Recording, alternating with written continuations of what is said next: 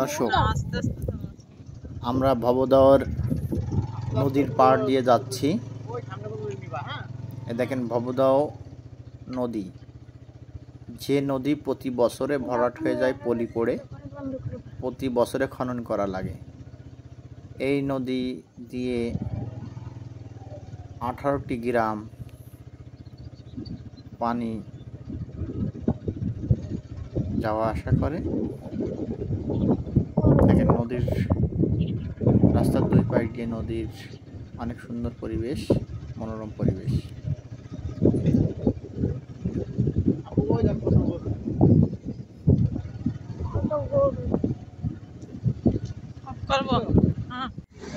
এই যে ভবদহ দুই নদীর পানি, মাঝখান দিয়ে সুইচ গেট, এক নদীর পানি আর এক নদীতে সেচ দেওয়া হচ্ছে, সেচ প্রকল্প।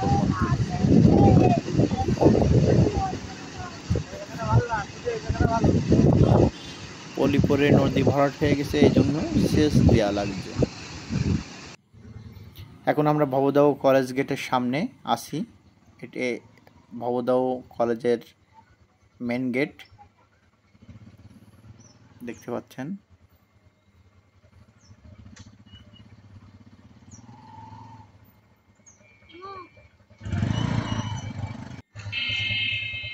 অনেক সুন্দর একটা পরিবেশ কলেজটার।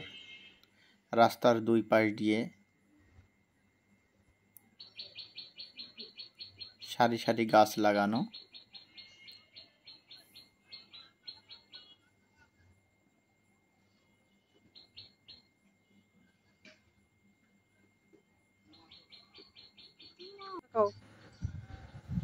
ভিতরে শহীদ মিনার ঢুকেই বাম হাতে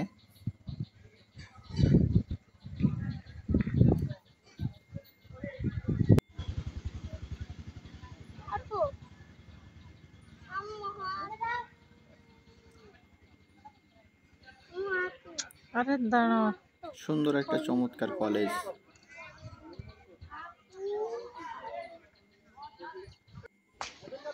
ডান পাশে সকল শহীদদের স্মরণীয় স্মৃতিসৌধ।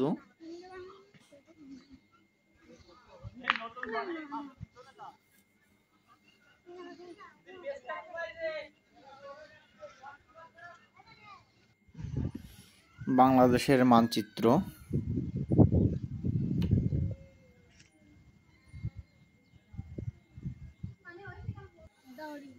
ভিতরে একটি লেক আছে, লেকের পাশ দিয়ে ছোট বাচ্চাদের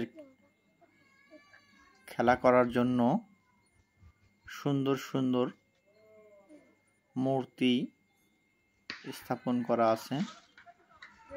অনেক প্রচুর গাছ, প্রচুর পরিমাণে গাছ।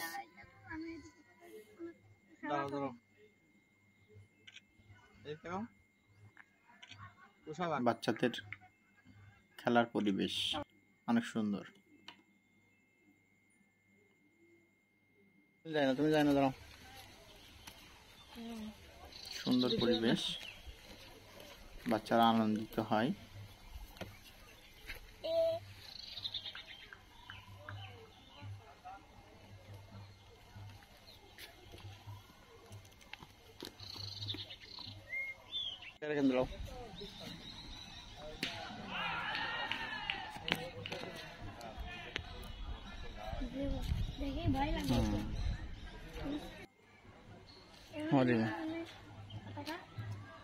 অনেক খুশি হয় বাচ্চারা।